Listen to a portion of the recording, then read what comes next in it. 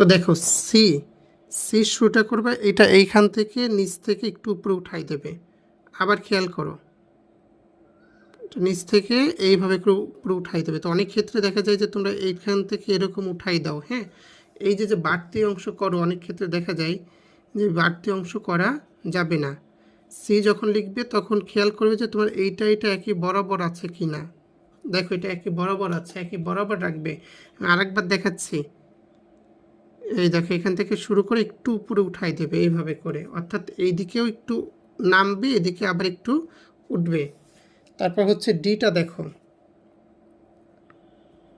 এই যেটা এখান থেকে সুন্দর করে মিশাই দেবে, অনেক সহজ।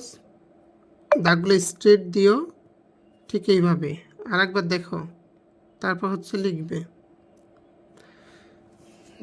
লেখো অন্তত এক একটা বর্ণ 3 বার 4 বার করে লিখবে।